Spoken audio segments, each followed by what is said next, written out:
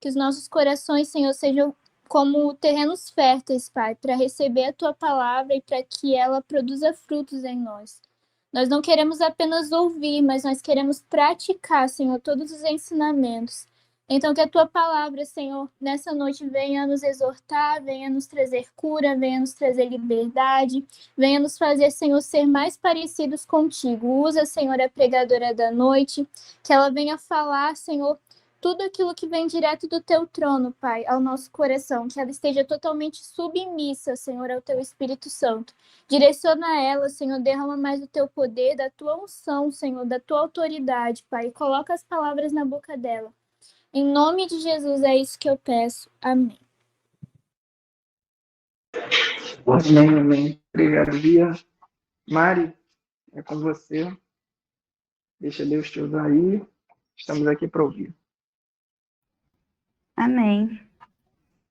Bom, gente, eu sei que tem algumas pessoas que estão vindo hoje quase pela primeira vez, né? Então, esse ciclo agora a gente está falando sobre o livro de Salmos. E no início, o Bruno pediu para a gente escolher um Salmos, né? Um salmo, na verdade, né? Para a gente poder pregar. Na verdade, a gente nem sabia que a gente ia pregar sobre, mas a gente escolheu um salmo, a gente colocou lá no grupo, e aí depois veio a notícia que a gente iria pregar. E o salmo que eu escolhi foi o salmo de número 90, e que é um salmo assim que o Espírito Santo já estava ministrando no meu coração, eu já estava meditando sobre já fazia um tempo, e na verdade eu tenho meditado ainda sobre esse salmo, porque é algo que eu quero muito aplicar na minha vida, e hoje eu vou falar um pouquinho mais sobre ele, né, porque é um salmo que foi escrito por Moisés, e também tem-se, né, que esse é um dos primeiros salmos, se não o primeiro a ser escrito, né? E eu vou então começar lendo ele aqui, e depois eu vou falar, claro que não dá para falar sobre todos os versos, mas eu vou falar sobre aquilo que o Espírito Santo então me chamou a atenção. E eu também queria falar que se em algum momento eu falar alguma coisa que não ficar muito clara, ou se eu falar alguma coisa assim que não esteja certa, assim, vocês se sintam à vontade de verdade para falar comigo, tanto durante quanto depois, quero que vocês se sintam à vontade. E eu vou ler então aqui o Salmos 90, de número 90, antes de começar então a falar um pouquinho mais sobre ele. E diz assim: Senhor, tu tens sido nosso refúgio de geração em geração. Antes que os montes nascessem e se formassem a terra e o mundo, de eternidade a eternidade tu és. Tu reduzes o homem ao pó e dizes: tornai, filhos do homem. Pois 1000 anos aos teus olhos são como o dia de ontem que se foi e como a vigília da noite. Tu arrastas da torrente como um sono, como a relva que floresce de madrugada. De madrugada viceja e floresce, à tarde murcha e seca. Pois somos consumidos pela tua ira e pelo teu furor conturbados. Diante de ti pusestes as nossas iniquidades, e sob a luz do teu rosto os nossos pecados ocultos. Pois todos os nossos dias se passam na tua ira, acabam-se os nossos anos como um breve pensamento. Os dias da nossa vida sobem a 70 anos, ou, em havendo vigor, a 80 neste caso. O melhor deles é canseiro e enfado, porque tudo passa rapidamente e nós voamos. Quem conhece o poder da tua ira e a tua cólera, segundo o temor que te é devido? Ensina-nos a contar os nossos dias, para que alcancemos coração sábio. Volta-te, Senhor, até quando? Tem compaixão dos teus servos. Sacia-nos de manhã com a tua benignidade, para que cantemos de júbilo e nos alegremos todos os dias. Alegra-nos por tantos dias quanto nos tem afligido, por tantos anos quanto suportamos a adversidade. Aos teus servos apareçam as tuas obras, e a teus filhos a tua glória. Seja sobre nós a graça do Senhor, nosso Deus. Confirma sobre nós as obras das nossas mãos. Sim, confirma a obra das nossas mãos. Então, eu não sabia que era tão difícil assim trazer uma mensagem em salmo, né? Porque eu normalmente gosto de falar sobre os versículos ali e aqui não daria para falar sobre todos os versos, mas algo que já começou a me chamar muita atenção aqui foi nos 2 primeiros, né? Que vai falar sobre o fato, assim, antes de Moisés, então, começar a exaltar o Senhor, falar sobre a grandeza do Senhor, sobre o fato que Deus é um ser infinito, que antes de tudo ele já era e que ele vai sempre existir, né? E antes dele pontuar também a vulnerabilidade humana, o quanto nós somos pequenos, ele começa falando também sobre o quanto Deus tem sido o nosso refúgio de geração em geração. Apesar de tudo isso, ele começa falando quanto Deus, então, tem sido nossa proteção, nosso amparo, independentemente de qualquer coisa. Um Deus que está sobre tudo e todas as coisas, é o nosso refúgio, é a nossa segurança em qualquer circunstância, sabe? Independente de sermos tão pequenos, de sermos tão vulneráveis, independente de todas as nossas fragilidades, nós encontramos, então, esse amparo e essa proteção no Senhor. E aqui no verso 4, né, ele vai falar sobre, ele fala, pois 1000 anos aos teus olhos são como o dia de ontem que se foi, e como a vigília da noite. E o eixo principal do que eu quero falar essa noite é justamente sobre o tempo, né? E aqui ele vai falar, então, é uma metáfora, né, que ele está usando, e ele vai falar como se 1000 anos, do nosso ponto de vista, fosse como um dia para o Senhor. Não é literalmente isso, mas aqui ele está ilustrando o quanto que o tempo, que é um recurso assim tão precioso para nós seres humanos, uma coisa que a gente não tem controle e que a gente não consegue voltar atrás do nosso tempo, né, para reviver algumas coisas ou para mudar algumas coisas. Então, quanto esse tempo que é tão precioso para a gente, às vezes, muitas das vezes, não tem tanta importância para Deus, porque Deus tem o seu próprio tempo, né? E aqui ele vai começar a pontuar isso, e eu acho válido também a gente dar uma lida na única referência, né, que tem aqui no Salmos 90, pelo menos na Bíblia que eu estava estudando, que está lá no Novo Testamento. Eu vou ler rapidinho, quem não quiser abrir pode só me acompanhar, tá? Em 2 Pedro 3,8, que vai falar basicamente esse verso, né, 4, e dado em outro contexto. E aí Pedro vai estar falando, então, eu vou ler o 2 Pedro 3, 8 e o 9, que eu vou ler. E diz assim: há todavia uma coisa, amados, que não deveis esquecer, que para o Senhor um dia é como 1000 anos, e 1000 anos como um dia. Não retarda o Senhor a sua promessa, como alguns a julgam demorada. Pelo contrário, ele é longânimo para convosco, não querendo que nenhum pereça, senão que todos cheguem ao arrependimento.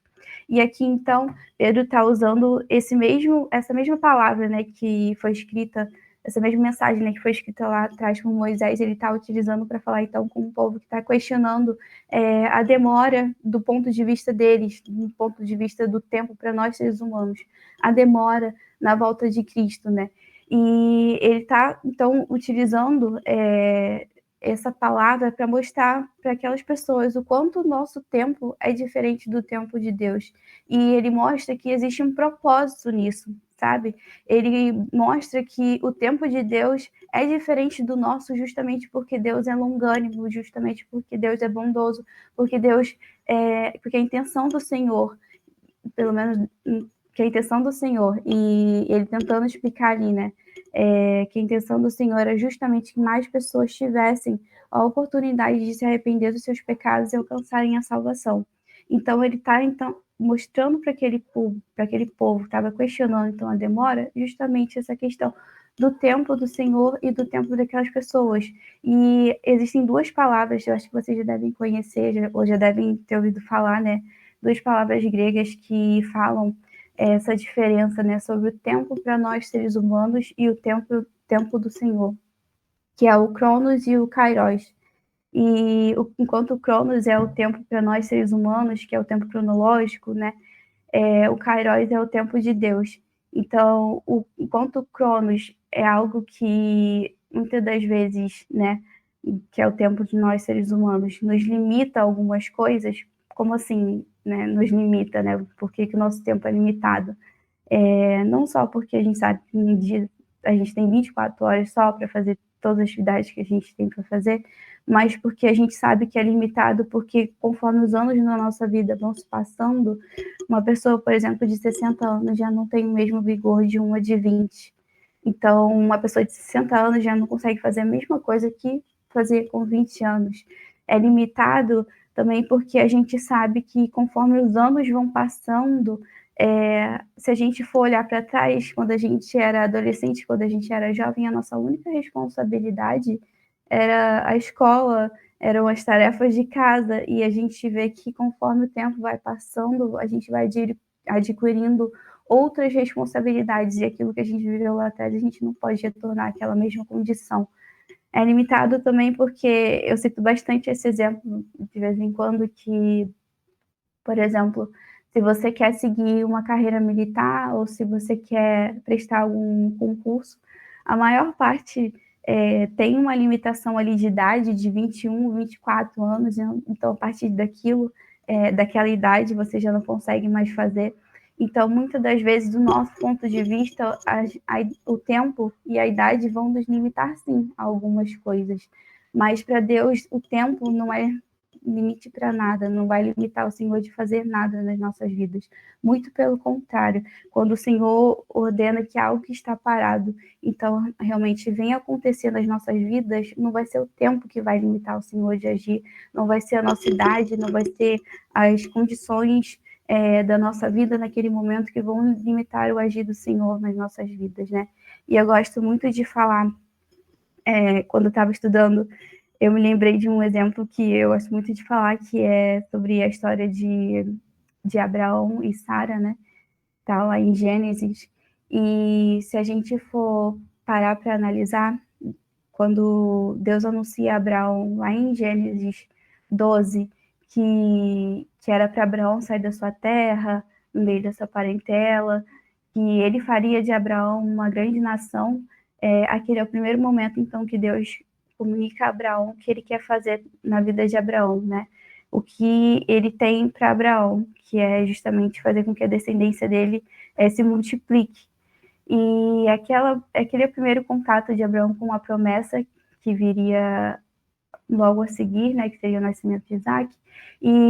Mas do versículo 12 do capítulo 12 até o capítulo 16, a gente tem um período de tempo que se passou na vida de Abraão e na vida de Sara, anos que se passaram na vida deles, o envelhecimento natural. E a gente tem, então, dois momentos que, se eu não me engano, então, que Deus reafirma a promessa a Abraão, falando que sim, Abraão vai dar origem a uma descendência que vai ser incontável, né? E Deus reafirma isso duas vezes a Abraão. Mas no capítulo 16, a gente vê uma atitude de Sara, pautada muitas das vezes em uma precipitação humana, porque a gente vê então que Sara, ela entrega para Abraão, né, a sua serva, a egípcia, para que eles venham então ter o filho, né, que segundo ela seria o filho que Deus então estava prometendo, e ela se baseia nisso porque ainda não havia diretamente ou literalmente, né, Deus ainda não havia falado que seria o filho, né, que Deus estava prometendo para Abraão viria dela. Então, ela começa a arquitetar isso, mas não havia. Abraão só era casado com Sara. Sara era a única esposa de Abraão. Era a única, naquela ocasião, que poderia dar origem, então, ao filho da promessa. Mas aos olhos de Sara, ela já era avançada de idade, ela não era fértil.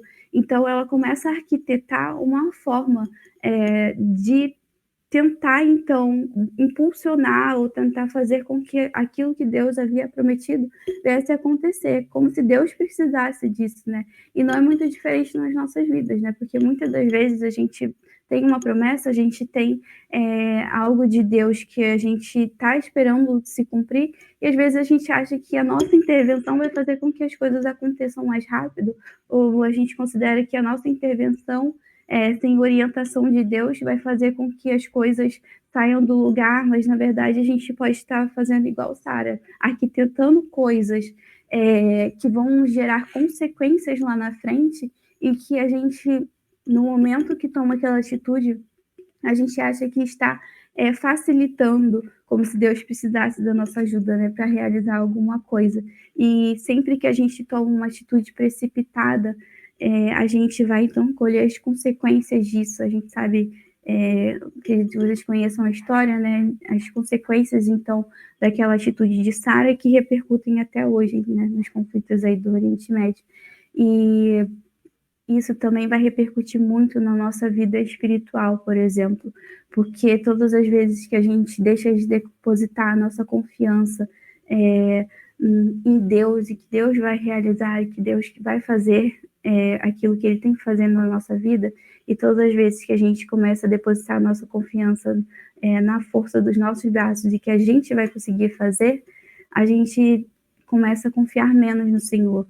E é claro que a gente vê, por exemplo, isso muito facilmente ilustrado também no capítulo 17, quando Deus, então, Ismael já havia nascido, Ismael já estava sendo criado, e Deus, então, se apresenta novamente a Sara e Abraão e fala para eles que iria nascer ainda o filho que Deus havia prometido no ano passado.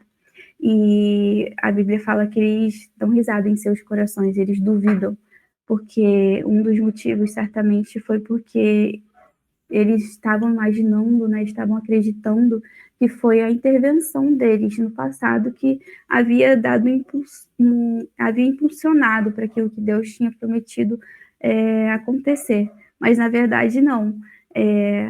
O que Deus tinha prometido ainda não havia se cumprido, mas eles já estavam acreditando que sim, estava acontecendo, sabe? E aí quando Deus se apresenta para eles para anunciar que o que ele havia prometido ainda não tinha acontecido, na verdade ainda ia acontecer, eles até mesmo duvidam, porque para eles já haviam passado da idade, para eles eles já haviam feito a interferência, né, ali no passado, que já tinha então ocasionado o nascimento de Ismael. E a gente vê, então, na nossa vida também a consequência disso, porque quando a gente intervém, muitas das vezes a gente acha que já está acontecendo aquilo que Deus queria que acontecesse, só justamente porque a gente, naquela ansiedade de ver as coisas saindo do lugar, a gente quer agir de qualquer forma, às vezes, né, sem pensar muitas das vezes, e só de ver as coisas saindo do lugar, a gente acha que está acontecendo conforme a vontade do Senhor. Mas aqui, nesse caso, a gente tem um exemplo que a promessa tinha que se cumprir e iria se cumprir, né? Mesmo havendo aquela situação da intervenção dos dois, né? Que geraria consequências, inevitavelmente. Mas, às vezes, na nossa vida, as coisas podem acontecer assim, ou não. Às vezes a gente vai impedir o agir de Deus e aquilo que iria acontecer, vai muitas das vezes deixar de acontecer, pelo menos não da forma como o Senhor gostaria, porque a gente foi no momento errado, a gente tomou a atitude errada e a gente se precipitou em alguma coisa. E além disso, né, Moisés, que é o autor do Salmo 90, ele vai também fazer uma comparação muito interessante, várias comparações, mas uma muito interessante, que é da nossa vida com a erva no campo. Porque ele vai falar, então, que ela nasce, cresce, é cortada e morre, né? Em algumas traduções, não vai falar esse cortada, mas na tradução direta e na Almeida, revista corrigida, fala nasce, cresce, é cortada e morre. E isso me chamou muita atenção, porque o corte, diferentemente do ciclo assim, natural da planta, que é nascer, crescer, envelhecer e morrer, o corte ele pode ocorrer a qualquer momento. Então, Moisés está tentando chamar a nossa atenção aqui para o fato de que a gente não tem todo o tempo do mundo disponível, nem sempre as coisas vão cursar na sua ordem natural dos fatos, né? Nascer, crescer e envelhecer, mas que a gente tem que estar sempre preparado para que as coisas ocorram, independente do momento das nossas vidas, sabe? A gente não tem que estar questionando igual estavam questionando aquelas pessoas para Pedro, nossa, mas Jesus está demorando para voltar? Tá, coletivamente, os seus olhos podem até estar demorando, mas a gente não sabe nem o que vai ser da nossa vida daqui a alguns minutos. Então, esse corte, né, dessa erva do campo também pode ser nas nossas vidas, sabe? A gente não sabe o que vai ser da gente amanhã, a gente não está livre de nada aqui nessa terra, né? E é por isso que diariamente a gente tem que buscar, então, sempre estar nos pés de Jesus, a gente tem que estar sempre buscando um relacionamento com o Senhor e não ficar contando que a gente vai ter o dia de amanhã para a gente poder, então, se consertar, para a gente poder, então, finalmente abandonar aquele pecado que a gente já está persistindo, que a gente já está insistindo há muito tempo. A gente não pode ficar contando que a gente vai estar na próxima ceia para, enfim, a gente pedir perdão para o nosso irmão ou para a gente se consertar com Jesus. A gente só tem o agora, então a gente tem que contar com agora. Se a gente tem que se consertar, que seja agora. A gente não tem que esperar o final de semana para a gente, enfim, dedicar um tempo para o nosso relacionamento com Deus. Mas que a gente tem que construir isso diariamente. Até porque faz parte da construção de um relacionamento. Uma casa, por exemplo, ninguém constrói da noite para o dia. É cada tijolinho, sabe? É constância de todo dia você depositar ali um tijolinho todos os dias, de você ir ali falar com Jesus, de você ir ali fazer, de ler um versículo, de fazer o seu devocional, sabe? Não contando sempre com o dia de amanhã, porque a gente não sabe nem o que nos espera daqui a alguns poucos segundos. E, além disso, né, o que mais me chama a atenção também no Salmos 90 é esse versículo 12, esse verso 12 que vai falar, que eu até colei no meu quarto, que é o que eu quero muito trazer para a minha vida, principalmente esse ano, que vai falar: ensina-nos a contar os nossos dias para que alcancemos um coração sábio, né? E aqui ele está falando sobre essa questão de contar os nossos dias, né? E eu me lembro muito de prazos, porque sempre quando a gente tem um prazo para realizar alguma coisa, a gente começa a contar, né? Então, por exemplo, se faltam... se a gente está chegando, por exemplo, o ano novo, a gente sabe exatamente quantos dias faltam para o ano novo. Se a gente tem uma prova daqui a 2 dias, a gente vai saber exatamente quanto tempo a gente tem para estudar para aquela prova. Então, a partir disso, a gente sabe exatamente o que a gente tem que priorizar ou não nas nossas vidas. A partir do momento que a gente começa a enxergar o tempo como recurso limitado, a gente passa a enxergar o que é realmente prioridade ou não nas nossas vidas. Se eu tenho uma prova daqui a 2 dias, eu não vou sair, vou passar 2 dias fora no shopping, na rua, a passeio, porque eu sei que quando chegar o dia de fazer aquela prova, eu preciso estar preparada para fazer aquela prova. Então, eu tenho que priorizar aquilo que vai me fazer ser aprovada naquela prova. Eu não sei se já aconteceu com vocês, mas uma sensação muito ruim que já aconteceu comigo é justamente chegar para fazer alguma prova e aí perceber que, nossa, abrir a folha assim e ver, nossa, se eu tivesse começado a me preparar antes, eu poderia ir melhor nessa prova.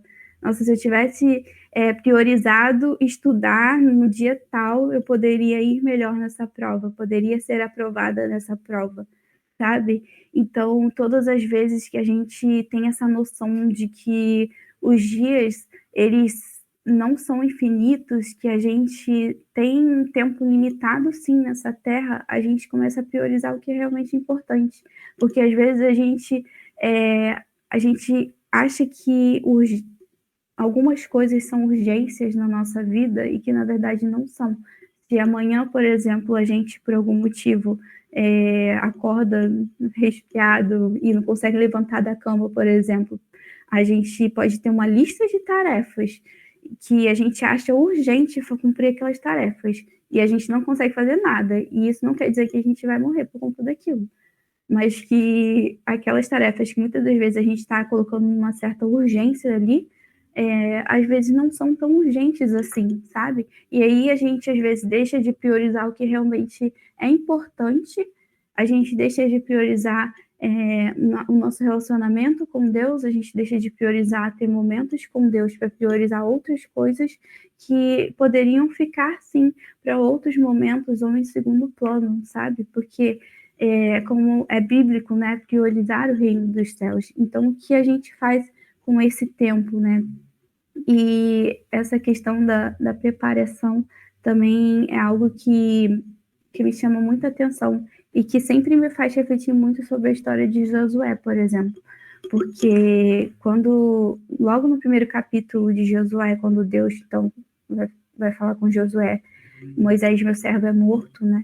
E vai anunciar a Josué. Ninguém estava esperando que Moisés fosse morrer naquele momento, sabe? Porque todo mundo imagina, que todo mundo acreditava que Moisés iria chegar à Terra Prometida. Moisés veria a Terra Prometida, então ninguém estava considerando o fato de que Moisés poderia, né, poderia ter morrido, né? Então, quando Deus anuncia isso a Josué, e logo em seguida, outra coisa que também me chama muita atenção é Deus começa a falar com Josué os limites da Terra Prometida, começa a instruir Josué, não só dar uma palavra de ânimo para Josué, né? Aquela famosa palavra seja forte para Josué, mas ele também começa a dar instruções a Josué. Por quê? Porque Deus já sabia que Josué estava preparado para aquilo. Porque quando Josué estava ao lado de Moisés, Josué já estava se preparando, Josué já estava aproveitando o tempo e os recursos que ele tinha para que um dia, quando fosse necessário, então, ele fosse exercer ou ocupar aquela função ali, sabe? Porque Deus sabia que o povo precisava de um líder e não era o momento para Deus chegar a Josué. Imagine só, eu não sei nem se uma coisa dessa iria acontecer, obviamente não, mas imaginem só Deus chegar para Josué e Josué falar: não, Deus, eu não estou preparada, deixa eu começar a me preparar agora, sendo que o povo precisava de um líder naquele momento, sabe? E o que eu trago para minha vida é que muitas das vezes Deus tem alguma coisa, tem coisas para entregar nas nossas mãos em determinados momentos e que a gente precisa estar preparado já, desde já. A gente precisa estar se preparando desde já, para que quando chegar a hora a gente não venha falar: não, Senhor, peraí, eu vou começar a me preparar aqui. Não, às vezes vai haver uma certa urgência, assim como havia ali, e não estou falando só de questões ministeriais, de cargos e funções, né? Às vezes são desafios diários na nossa vida, sabe? São ocasiões em que a nossa fé é testada, e às vezes o que você, não sei se já deve ter acontecido com vocês, né? Às vezes uma devocional que você fez ontem, que você fez semana passada, vai te ajudar a viver ou a lidar melhor com uma certa situação que está acontecendo hoje na sua vida. Então, querendo ou não, aquilo te preparou para estar vivenciando aquela situação, né? Então, são pequenas preparações que vão, no final, resultar em coisas que Deus tem para fazer nas nossas vidas e que vão se cumprir ou não, dependendo do que a gente fez, dependendo do uso que a gente fez daqueles recursos, né? Então, tudo isso é muito importante para que a gente saiba fazer, então, esse gerenciamento do nosso tempo, né? O meu pastor costuma falar uma palavra também que eu sempre me lembro quando eu estou estudando alguma coisa assim sobre tempo.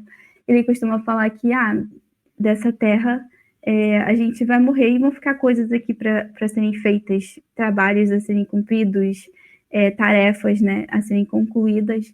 E é verdade, né? A gente muitas das vezes tem uma lista ali tão grande de coisas que a gente quer fazer e a gente não sabe nem o dia de amanhã, né? Se a gente vai conseguir cumprir tudo isso. E então, por isso que a gente tem que saber o que verdadeiramente a gente tem que priorizar no nosso dia, porque às vezes a gente está se sobrecarregando, a gente está, então, pegando um fardo, pegando coisas, né, que estão fazendo com que a gente se sinta tudo sobrecarregado. E muitas das vezes a falta de tempo é também uma ferramenta do inimigo nas nossas vidas, porque vai trazer para a gente frieza espiritual. Porque uma vez que a gente não tem tempo para se relacionar com Deus, uma vez que a gente está sobrecarregado, que a gente está ansioso por ter que cumprir com N tarefas durante um dia, que a gente está se sentindo, então, com pouco tempo, sabe? Dificilmente a gente vai direcionar o nosso tempo, a nossa atenção à comunhão, a ter um período de comunhão com Deus. Então, isso tudo também pode ser uma ferramenta do próprio inimigo nas nossas vidas para fazer com que a gente esfrie espiritualmente, que a gente tome decisões sem buscar a Deus antes, para a gente saber se a gente está fazendo certo ou não, se aquilo que a gente está fazendo é direção de Deus ou não. Então, tudo isso, muitas das vezes, são coisas nas nossas vidas que vão nos impedir ou nos atrapalhar ou postergar planos que Deus tem para a gente. Então, a gente precisa estar muito, muito atento a essa questão do que a gente tem feito em 24 horas. Tem gente que consegue fazer de 24 horas praticamente 48 para outras pessoas que fazem dos seus dias, assim, algo, tarefas postergadas, procrastinadas, né? Então, a gente vê que quão precioso é esse recurso que é o tempo, que tem sido dado a nós e a inúmeras pessoas, né? E que tem sido justamente porque Deus é paciente, porque Deus é longânimo, né? Para que outras pessoas, então, consigam ser alcançadas pelo Evangelho. E muitas das vezes vai ser através da gente também. Então, a gente precisa estar preparado para que quando chegar a oportunidade, seja de assumir uma responsabilidade ministerialmente falando, seja de falar do Evangelho, seja de lidar com situações da nossa vida, a gente tem aproveitado os recursos. É como aquela parábola das 10 virgens, né? Para que não chegue no momento e a gente tenha que sair para buscar mais óleo, que a gente tenha que sair para buscar mais recursos para que a nossa lamparina esteja acesa. Porque muitas das vezes a gente pode não ter mais esse tempo para buscar recursos, porque o tempo já foi dado. Então, o que eu queria deixar nessa noite, né, é justamente essa reflexão sobre o tempo. Eu acho que, principalmente para mim, porque essa foi uma palavra que veio muito de encontro ao meu coração por N situações que às vezes eu tento abraçar o mundo e pegar certas responsabilidades, assim, principalmente na faculdade, né? Porque algumas coisas acabam contando ponto para especializações futuras, mas eu não posso só olhar isso. Às vezes eu estou me sobrecarregando e direcionando a minha energia para coisas que estão tomando meu tempo e que não estão me fazendo priorizar o que realmente deveria estar sendo priorizado. E é isso. Eu agradeço de verdade a oportunidade de estar aqui falando. E é isso. Qualquer coisa vocês podem falar.